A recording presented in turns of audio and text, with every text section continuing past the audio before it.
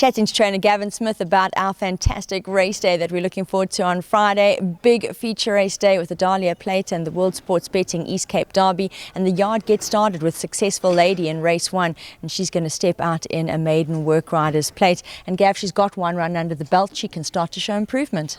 Yes, definitely, Nate. You know, her first start, unfortunately, she jumped marginally slow and she was drawn well on the poly and they closed her off, and then she had all the poly in her face and she didn't quite know what she was doing around the bend with all the horses in front of her.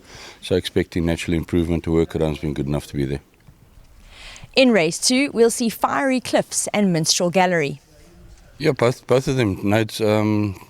Philly's mild, Philly's 14 is going to suit them both. And turf track, they like it, and both working well at home. I think they've both got to pick their feet up to beat the two Raiders. The Raiders look very hard in that race.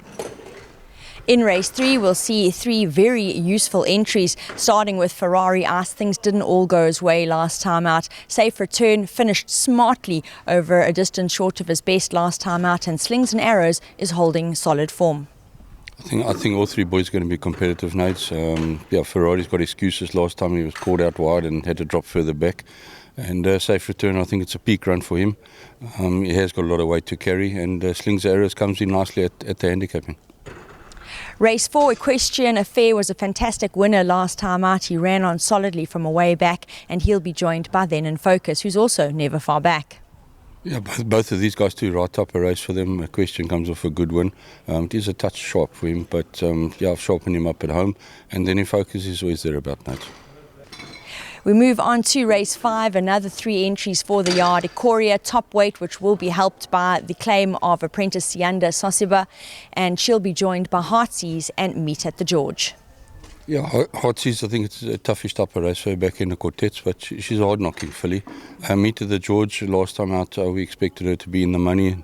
She got inconvenience halfway down the straight and didn't enjoy it, being cramped like that, and she finished a disappointing type race, so expecting a lot of improvement from her. And Korea, she's well, and she had a good gallop last week, and obviously with the claim now just helps coming in, because she's not a big filly and she's got a bit of weight to carry, so we got the Appy on her and it's going to help her. The first of the features is up next, the Dahlia Plate, and the yard step out 3 runners here. Vision of Wonder, or wasn't he an absolutely brilliant winner last time out when he dominated the field to win by 3 1/4 lengths, taking the nursery title. He'll be joined by Global Force as well as the Winter Lake, who really impressed, beating Older to win his maiden.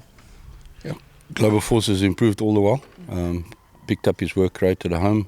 He's looking lovely. And we all know exactly where we are with him on Friday. The Winter Lake comes off a very good win against older horses, and also picked it up after his win nights. And Vision, like you say, he comes off a very good win, track and trip win. Yeah, so we just got to, we'll know where we are on Friday. His work at home's good. He's looking smashing.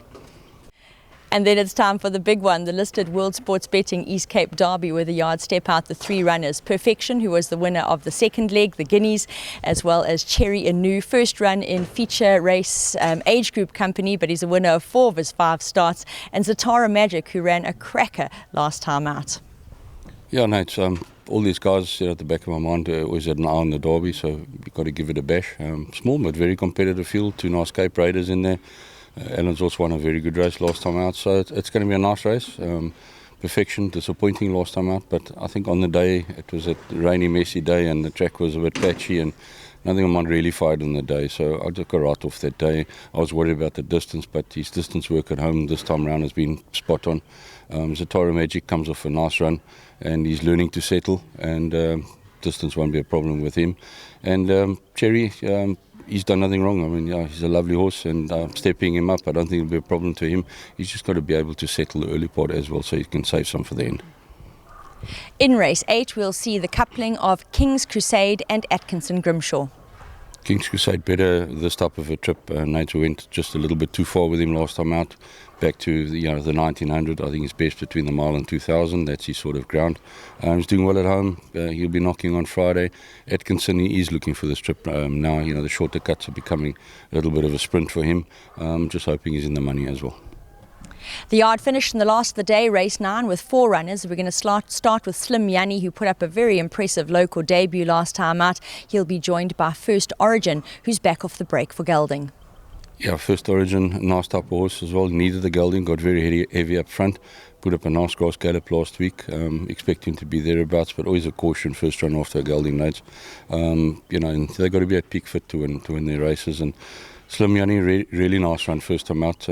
He was slow away and inconvenienced a little bit down the straight, so it was a cracking first time run. Moving on, they'll race alongside Great Melody, and isn't he holding form well? He'll be joined by Watchtower, who has his post-maiden run, first time out in open company. Yeah, Watchtower decided to keep him at 1,000. He seems best in the minimum trip. Nade's doing well at home, but taking on all the horses, but he's doing very well at home. And Great Melody track and trip suits. I feel he's better a bit better over the 5 furlong than the 1,200. 1,200 just seems to catch him out. 1,000 metres he really enjoys. Well, it is going to be a day to look forward to, and the Smith Yard step out a powerful card, and there are going to be runners to keep an eye on.